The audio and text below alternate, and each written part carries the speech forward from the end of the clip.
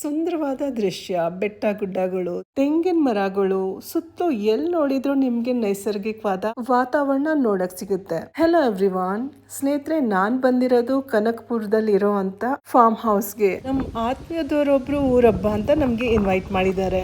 ಇವತ್ತಿನ ವಿಡಿಯೋದಲ್ಲಿ ಅವ್ರ ತೋಟದಲ್ಲಿ ಏನೇನ್ ಬೆಳೆದಿದ್ದಾರೆ, ನಾವ್ ಏನೆಲ್ಲ ಹಾರ್ವೆಸ್ಟ್ ಮಾಡಿದ್ವಿ, ಮತ್ತೆ ಏನೇನ್ ಆಕ್ಟಿವಿಟೀಸ್ ಮಾಡಿದ್ವಿ ಅದೆಲ್ಲ ಶೇರ್ ಮಾಡ್ತಾ ಇದ್ದೀನಿ. ರೇಷ್ಮೆ ಹುಳಗಳನ್ನ ಫೀಡ್ ಮಾಡೋಕ್ಕೆ ಅಂತ ಮಲ್ಬರಿ ಗಿಡ ಬೆಳೆಸಿದ್ದಾರೆ. ಅದ್ರ ಎಲೆ ಎಲ್ಲ ಯೂಸ್ ಮಾಡ್ತಾರೆ. ಪಪ್ಪಾಯ ಮರ ಸಖತ್ ಎತ್ತರಕ್ಕೆ ಬೆಳೆದಿತ್ತು, ಅದರಿಂದ ಹಣ್ಣು ಕೀಳೋದೇ ಕಷ್ಟ. ಸೊ ಇವ್ರು ಐಡಿಯಾ ಮಾಡ್ತಾ ಇದ್ರು.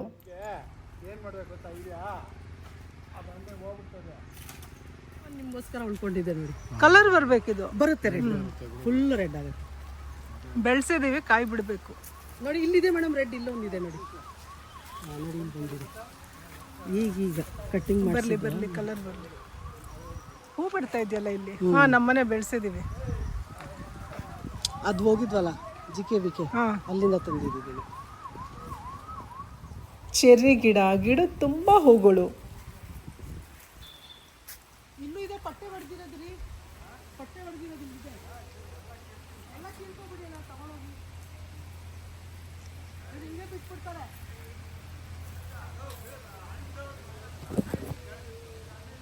ಇಲ್ಲೊಂದು ಸ್ವಲ್ಪ ಕಲರ್ ಬಂದಿರೋದಿದೆ ನೋಡಿ.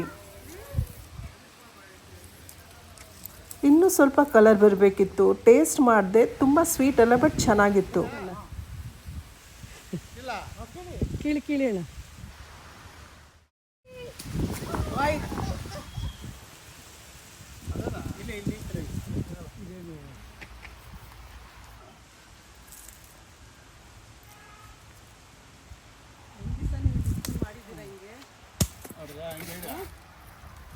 ಕೆಳಗಡೆ ಇದ್ದ ಮಾತ್ರ ಕಿತ್ಕೋತೀವಿ ನಾವು ಅಷ್ಟೇ.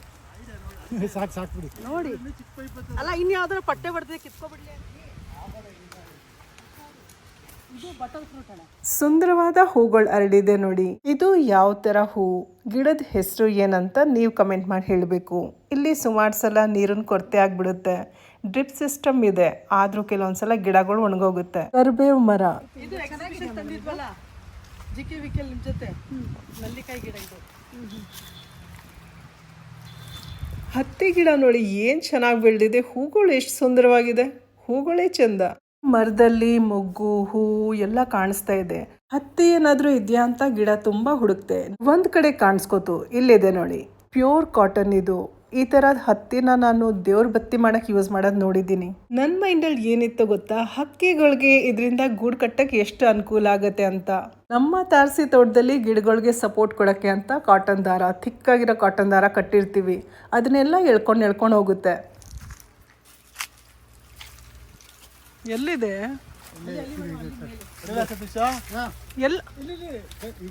ಅಲ್ಲ, ಗೊನೆ ಅಂದೆ ನೀನು.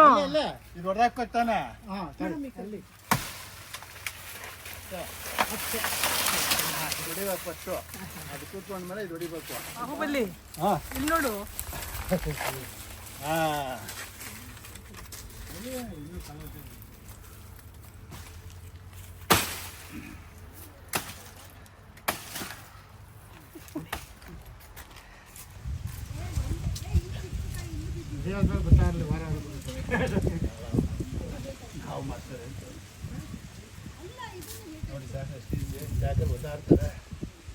ಅವರು ನೋಡಿ ಕೈಯಿಂದ ಹೇಗೆ ಸೆಪ್ರೇಟ್ ಮಾಡ್ತಾ ಇದ್ದೀನಿ ಅಂತ. ಅವ್ರ ಟ್ಯಾಲೆಂಟ್ ತೋರಿಸ್ಕೊಳ್ಳೋಕ್ಕೆ ಅವ್ರಿಗೆ ತುಂಬಾ ಹೆಮ್ಮೆ. ನಮ್ಮ ತೋಟ ಇದೆ ಅಂದಮೇಲೆ ತೋಟದ ಒಂದಷ್ಟು ಕೆಲಸಗಳು ನಮಗೆ ಗೊತ್ತಿರಬೇಕು. ನಾವು ಫುಲ್ಲಾಗಿ ತೋಟದಲ್ಲಿ ಕೆಲಸ ಮಾಡೋರ ಮೇಲೆ ಡಿಪೆಂಡ್ ಆಗಿದ್ರೆ ಸ್ವಲ್ಪ ಕಷ್ಟ ಆಗುತ್ತೆ. ನಮ್ಮವರಂತೂ ಎಷ್ಟು ಕಷ್ಟವಾದ ಕೆಲಸ ಇದ್ರು ಏನೋ ಒಂದು ತಲೆ ಉಪಯೋಗಿಸಿ ಆ ಕೆಲಸ ಪೂರ್ತಿಯಾಗಿ ಮಾಡ್ತಾರೆ. ಬನ್ನಿ ಈ ತೋಟದಲ್ಲಿ ಇನ್ನೇನೆಲ್ಲ ಇದೆ ಅಂತ ನೋಡೋಣ. ಗುಲಾಬಿ ಹೂ ನೋಡಿ, ಕಲರ್ ಸೂಪರ್ ಆಗಿದೆ. ದಾಸವಾಳದು ಅಷ್ಟೇನೆ. ಅದೆಲ್ಲ ನೀವು ಈಗ ಕಡ್ಡಿ ಹಾಕಿದ್ರೆ ಬರುತ್ತೆ. ಕಡ್ಡಿಯಲ್ಲಿ ಇಲ್ಲಿಂದ ಕೀಳ್ಬೇಕಾ ಮೇಡಮ್? ಹಿಂಗೆ ಅವ್ರ ಊರಿನಲ್ಲಿ ಅವ್ರ ಪಕ್ಕದ ಮನೆಯಲ್ಲಿ ಕೈ ತೋಟ ನೋಡಿದೆ, ನಂಗೆ ತುಂಬ ಇಷ್ಟ ಆಯಿತು. ಮಲ್ಲಿಗೆ ಗಿಡ ನೋಡ್ತಾ ಇದ್ದೆ, ಸುಮಾರು ಮೊಗ್ಗಳಿದ್ದು. ನಮ್ಮ ಹತ್ರ ಬಳ್ಳಿ ಥರ ಬೆಳೆಯುತ್ತಲ್ಲ, ಆ ಥರದೇ ಇದು.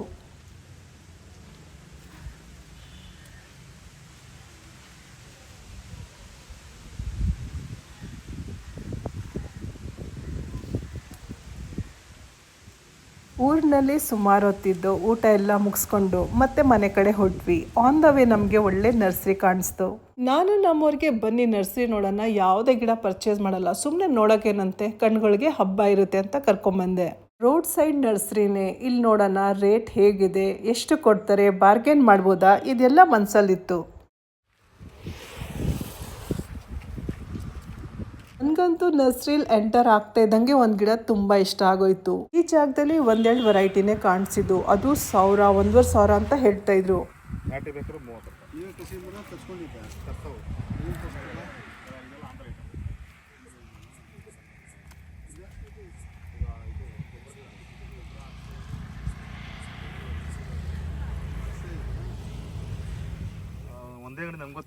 ಇದೆಲ್ಲ 30 ರೂಪಾಯಿ ಅಂತೆ.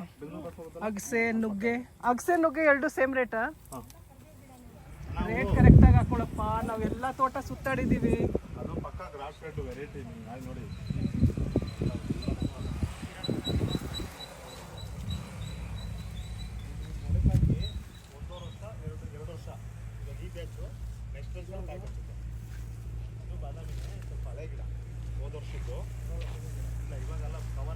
ಮರ ಎಷ್ಟಪ್ಪ? ಮಾವಿನ ಮರ ಎಷ್ಟು?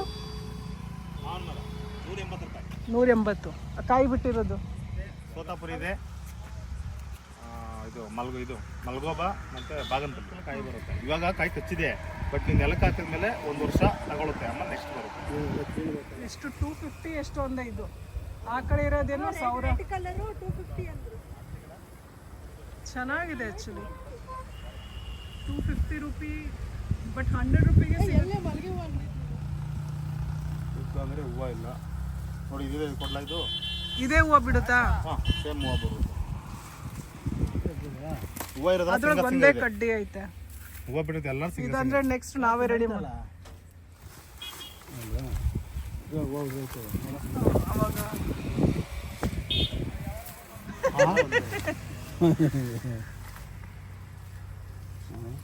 ಅದೆಲ್ಲ ಬೇರೆ ಇಳ್ಕೊಂಡ್ಬಿಟ್ಟೈತೆ ಅನ್ಸುತ್ತೆ.